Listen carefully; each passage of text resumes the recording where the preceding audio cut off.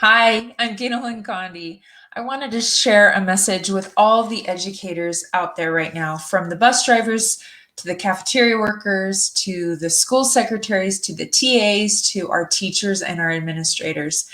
It is such an intense back to school season. With COVID-19, we're all depleted. We're all running on a little bit of an empty gas tank emotionally, mentally, maybe even physically and economically. And we're making hard decisions, and there's still so much confusion. There's debate playing out on social media, in the news. Every school district has a different way of implementing their policy. Each state has differences. And so I feel that the teachers and the educators of today really need to feel of our love, our appreciation, and our support. Because not only are they educators, but they're personally navigating these decisions. They're feeling the impact on their families.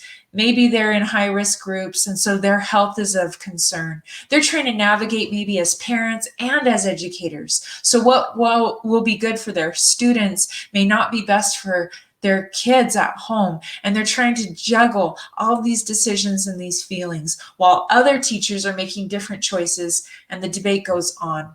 So I wanted to take a few minutes as a fellow educator. I have a teaching degree from Arizona State University, and currently I'm not in the classroom, but I have the opportunity through books, through hosting 3 different video series, and also appearing on radio and TV. While I speak, I feel like I'm still teaching, and I'm grateful for that opportunity. And I hope you understand that I don't have any answers, but I really value what you're doing and what you're contributing in the world right now. I know there are a lot of opinions about the best way, best practices, and the right decisions that everyone needs to make. But I think it's super helpful if we take a moment and just validate that there's a lot of unknowns still, that we don't have all the answers, and we're trying to make the best decisions we have with the information we have at the moment. And that changes from day to day, sometimes hour to hour. So first and foremost, as a teacher, I really appreciate acronyms. They help me remember complex concepts and principles. I also love metaphors. My kids kind of tease me about that. I have 2 children. I have a son who's a college student, and I have a daughter starting her junior year. Neither of them are having the educational experience that they thought they would be having. And I know that as parents and as educators, we're doing the best we can. As summer comes to an end and decisions are being made about whether we go back, whether we're online, I hope you'll know as an educator that you are valued, that you're appreciated. So the acronym that I'd like to help us remember these principles by today is PICK. Each of us are trying to pick a different path, and we're trying to pick the right things for our family, for us personally, for us professionally. So number 1, P, you have permission. You have permission to say yes and to say no. You may find that what you're saying yes to today is going to be a big no 30 days from now, because information will change. I give you permission to say yes and to say no. I give you permission to not have all of the answers. Sometimes it feels like on social media, everyone knows what they're going to do. They've already laid it out. They've already made the decision.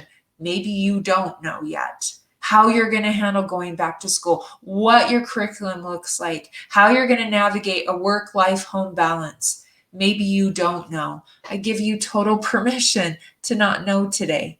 Maybe you only know what you know right now, and you're going to make the best decision you can right now. You're going to get as much prep done as you can, knowing what your school districts are saying, what your administrators are saying, what your parents are saying. And you're only going to have that information for today. And so I give you permission to just do today. Number 2, impact. You have a huge impact. I hope you know this. And I hope that if you haven't been told recently that you're amazing, I hope you take this video to be a big, huge high five. I have had amazing teachers in my past. One in particular, Miss Krause. She was tough. She was not the fun teacher that had the guitar singing in her classroom. She gave a ton of homework, and she expected a lot from us as students. Some parents didn't love how much she demanded, but she changed my life. She influenced me in such a way that I grew up to want to be a teacher, and that's what I went to school to be. She changed how I saw me. That's what the biggest impact was. She expected a lot. And so all of a sudden, by the end of that school year, I realized I was smart. I didn't see myself before that as a student that could accomplish hard things. I didn't see myself as a smart kid. But because she treated me that way, I rose to that level. And she changed my life forever. She's no longer with us. She's passed on. But if she's listening, I hope she knows that she's changed my life completely. There wouldn't be 7 books, 1,200 speaking events, 3 video shows without her. And there are so many teachers that have impacted my life. So I is for impact. Whether you're the school classroom aide or you're helping kids cross the street safely each day, you're having an impact. And I hope you feel that. C is for compassion. I believe that the most compassion we need is for ourselves. Like I said, you have permission to not have all the answers. You have permission to not know how to solve all the issues in front of you. So I would suggest, whatever you decide, whatever back to school looks like, that you have some self-compassion. These are a lot of big things that we're trying to navigate as a community and as individuals and families. And so have compassion that you may be feeling depleted. You may not be ready to go back to school. You may be feeling resentment and frustration. It's okay. And so I hope you'll navigate whatever's coming in the next few weeks, few months, and the next year with some greater self-compassion.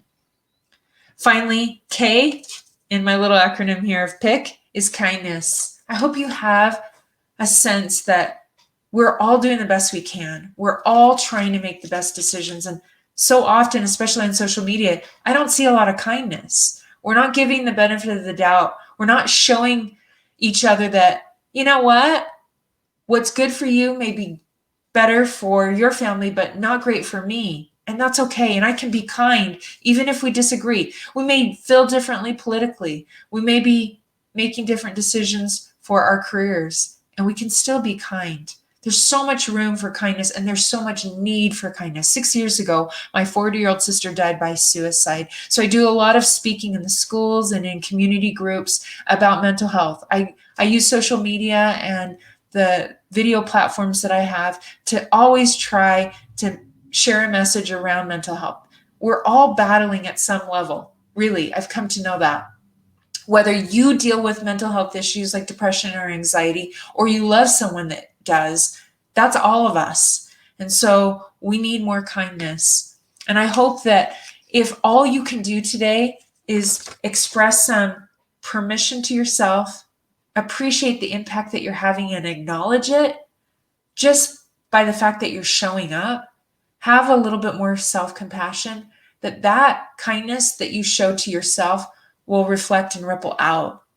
Maybe kindness for you is that you're going to reach out and thank somebody. You're going to acknowledge a coworker, a colleague for their efforts. You're going to thank an administrator for the hard decisions and the numbers that they've been trying to navigate and the classes they were trying to assemble and all the decisions they're making and the heat they're taking for it. Maybe your kindness action today is towards someone else. Maybe it's going to be within your own home. Maybe it's going to be with a stranger you meet today at the store. And behind those masks, you smile with your eyes and let them know that you appreciate whatever they're doing. You are essential. You are the backbone, I think, of our communities and our society. And I know my children have been impacted by amazing teachers, and I have been. And so I hope more than anything, if there's nothing that I've shared today has helped you, that you know that you are seen and you are appreciated. You have permission to not have all the answers. I don't have all the answers. And a lot is changing day by day. So I hope you'll pick a time today to be a little kinder to you. And happy back to school. Whatever it looks like, I hope it's a good year.